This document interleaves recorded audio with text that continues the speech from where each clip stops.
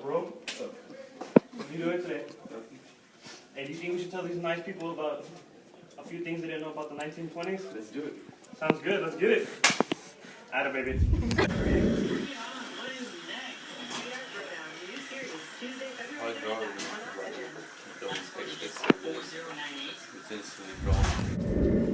Hi, we're here with the expert Raul Garcia. He knows all there is to know about Al Capone, and this is our next segment. How are you, Raul? You're good. You doing good yourself? Yes, sir. First of all, I want to ask you, do you know who Al Capone is? He was a mob boss during the 1920s to the 30s. Okay. Do you know if he was ever convicted of any murders or any crimes? He was never convicted of any murders, but they got him for tax evasion. That's correct. That's correct. The Valentine's Day massacre is supposedly linked to Al Capone. Do you think that that's correct? No, I don't think there's any sign of that. It's not any improvement.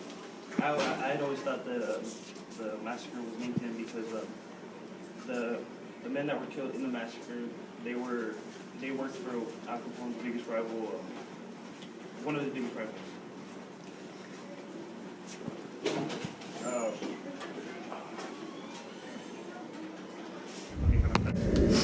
All right, Raul. Thank you for this interview. Thank you for your time. You're welcome, son. Y'all need to know anyway. Get after that stinking rare. Atta baby. Atta baby. Atta baby.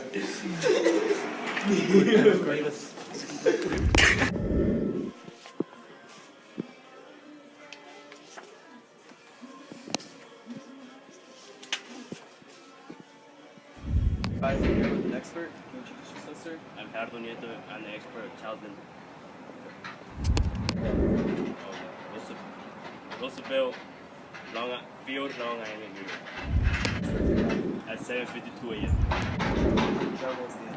We traveled 3,500 miles. Where to go from New York? Where did you fly to? We flew to Paris. He stuck his head out the window. He flew down low to keep his mind clear. Effort to get from New York to Paris. It took him 33 hours and 30 minutes. Yes, sometimes. Altitude during the flight.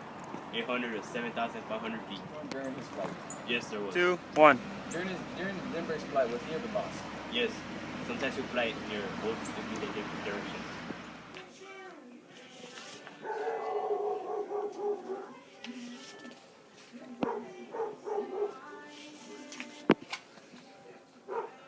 Hi, Coach Counter. I'm going to ask you some questions about Babe Ruth. Sure. First of all, do you know who Babe Ruth is? Yes, I do. He was a baseball player here in America. He played Major League Baseball for 22 years. That's accurate. Do you know what position Babe Ruth played? He started out as a pitcher, but ended his career as an outfielder. Most of his career, he was an outfielder. Okay, I didn't know that. Do you know his full name? His full name was George Herman Ruth. Okay. Do you know his secret to batting? He was known for hitting the home run, and he generated a lot of power in his swing to hit home runs. And his secret, what he did was he would hold his breath to generate the maximum force that he could on each swing. Do you know why he was so good at baseball? They tried to take scientific measurements one time. It turned out his eyes were 12% better than the average human. His ears were 10% better than the average human. And he was just pretty much a better baseball player than most people. Yeah, I played baseball, and I wish I was as good as him. Do you know what team he played for, or what teams he played for? He played for the Boston Red Sox, then was traded to the New York Yankees, where he spent most of his career, and finished his career with the Boston Braves. The Braves? I didn't know about the Braves. Do you know if he was right-handed or left-handed? He was left-handed. Left-handed. He threw and hit left-handed.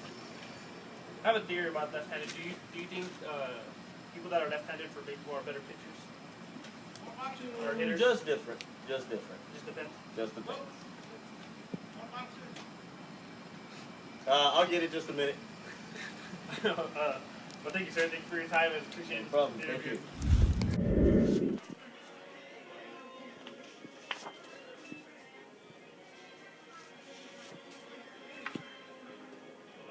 Nieto, I'm here with Mr. Ocio. And I'm Mr. Ocio, and I'm the expert on Harry Houdini. Was Harry's wife the only immediate family member not buried in the same cemetery as Harry? 2, not his wife. What did Harry die of? And is it true he died from getting punched in the stomach?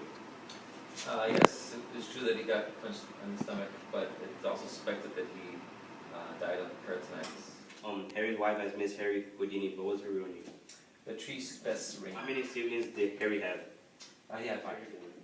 He was born in 1874. His name was Eric Wise. Thank you, Mr. Ocio, for your knowledge of Harry Houdini. You're welcome.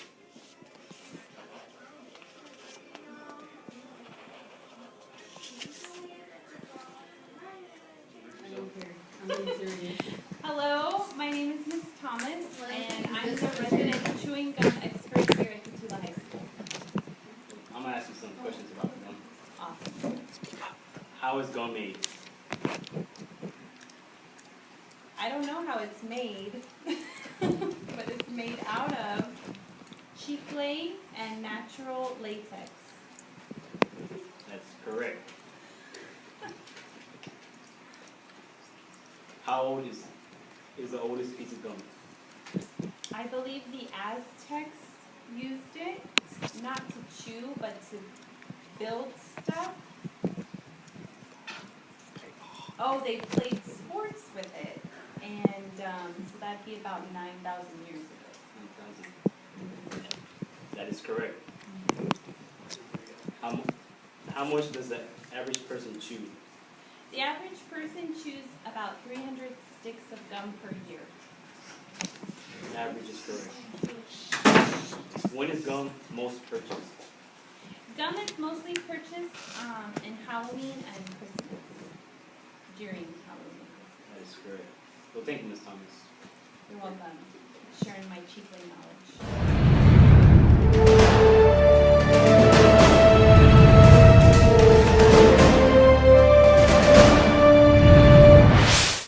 Miss Allen? You might have asked some questions about gum. No.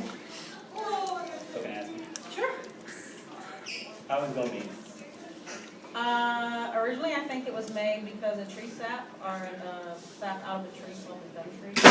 And so people would take it and chew it to clean their teeth. How old is the oldest piece of gum? Probably, I would say about 4,000 or 5,000 years old. Or by value? How much does an average person chew? I would say about 600 pieces a year. 600 pieces. When is chewing gum most purchased? When is it most purchased? Yes. In the summertime. In the summertime? Yeah.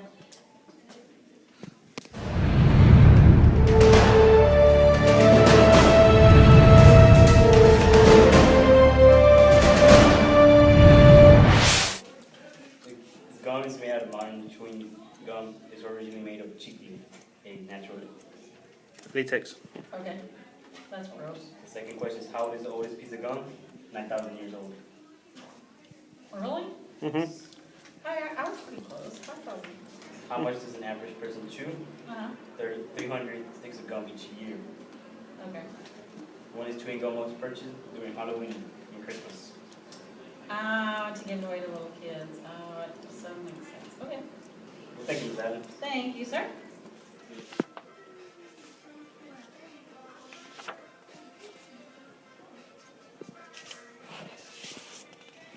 Can you introduce yourself? My name is Catherine Valadez. I'm an English teacher here at Cotulla High School. Can you introduce yourself? My name is Catherine Valadez. I'm an expert on Olympics. When was the first Winter Games? They were hosted in January of 1924. Where did it take place at? The first games took place for Winter Olympics in Chamonix, France. How many events were there in the Olympics? The first Olympic Games had 14 events. What did the International Olympic Committee do in 1928? They staged the second Olympics to be at St. Moritz, Switzerland. Where was the Nordic Games hosted at? They always take place in Houston. What sport made it into the Summer Olympics?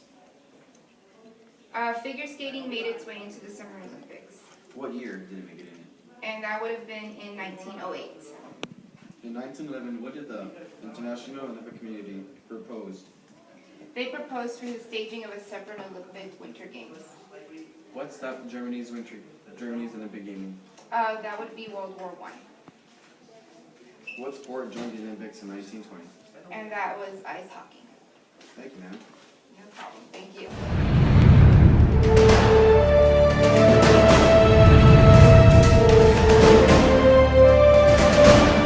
Review for a history project. Speak up. It's going to be about the first Winter Olympic Games. Speak up. When was the first Winter Olympic Games held? I have no idea. Okay, and where did it take place? How many events were there in the games? 7. What did the International Olympic Community do in 1928? I don't know. What was the Nordic Games? Where was the Nordic Games held? In Canada. What sport made it in the way into the Summer Olympics? Field hockey. What year did figure skating enter the sport? 2000. In 1911, what did the International Olympic Community propose? I don't know. What stopped Germany's games from happening? A blizzard. What sport joined the Olympics in 1920? What? What sport joined the Olympics in 1920? Soccer. The first question and the correct answer was January 25th, 1920. Dude, I probably got all these wrong. You did. Well, Coach Kenner, we don't have a paper for the first Thanksgiving, something like that. I don't know, but we're not doing that. We're gonna do the Red Scare. So here it is. Hello, my name is Carlos Nieto. Hello, I'm Ms. Maldonado, and I'm an expert on the Red Scare. Well, it was over people being very suspicious about having to be a communist. A person that was loyal to the Soviet. Those people were considered Reds. They called them Reds. What did the government do to their employees? The government conducted tests, and what they did was they analyzed all of the people. Why did they have the employees analyzed? Well, they decided that they wanted to analyze all of their employees to see if they were truly loyal to the U.S. What happened if the employees were found guilty? If they were found guilty after being analyzed, then they were fired, they were terminated, and there was no way that they were able to recover from that and have any joy. The person who interviewed the employees was Joseph B. McCarthy. When did the tension ease up? The tension did not ease until the 1950s. Knowledge. You're welcome. Thank you.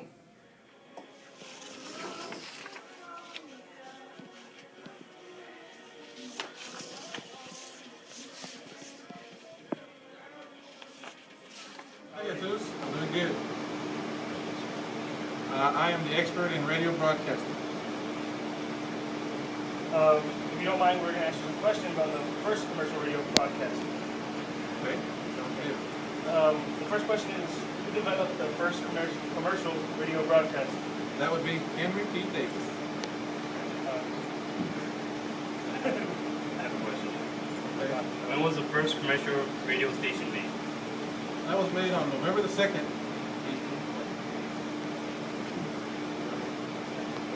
Oh, 1920. Good. All right, do it again. That's the question here. When was the first commercial radio station made? November 2nd, 1920. When did Henry P. Davis, when did his broadcasting end? 31. Henry P. Davis ended the career. My heart attack. When did Henry Davis become when NBC was founded? First chairman. NBC founded. It was founded in 1926.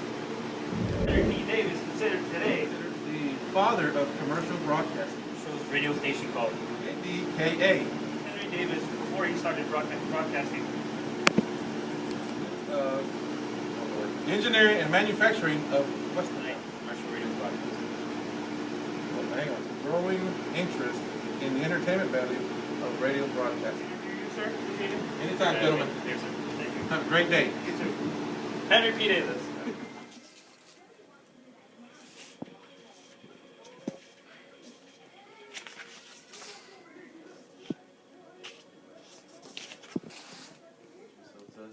Yes, I'm Mr. Smith. I teach history here. I'm pretty knowledgeable about the Constitution. Thank you. What is the purpose of the 18th Amendment? Transport, import, export, alcoholic beverages. What did Congress do to the 18th Amendment? They had the 18th Amendment go national. When did the 18th Amendment go national? It went national in 1920. When did Nebraska pass the 18th Amendment? It got passed on January 17th, 1920. January 10th, 1920. Passed the amendment. On January 10th, 1919. The amendment become law. January 17th. The law happened on January 17th, 1920. Who was Andrew Volstead? Chairman of the House Judiciary Committee. What was his duty? He was to bring a sponsored bill to Congress. Was he in favor of the law? Yes. What percent did liquor drop during that time? It dropped to about 50%. How much percent did alcohol drop? About 30%.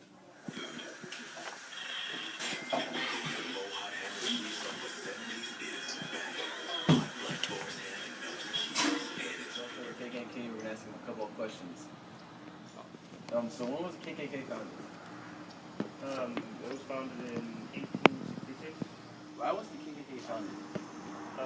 It was founded because the whites didn't want the blacks to get into politics, and they didn't want the blacks to have the same rights as the whites. Did the KKK use? They used terrorist tactics, and some they even hung nooses in front of African Americans' homes that are like in the front of their house on a tree. At night, the KKK sometimes they would, in some cases they would sneak in the houses of African Americans and they would kidnap children, women. Sometimes they would even rape some of them. It was mostly in the southern states where the KKK, where they had their organization and all that. Who had the authority to stop it? Ulysses S. Grant, he had the authority to use the army and stuff like that to suppress the KKK.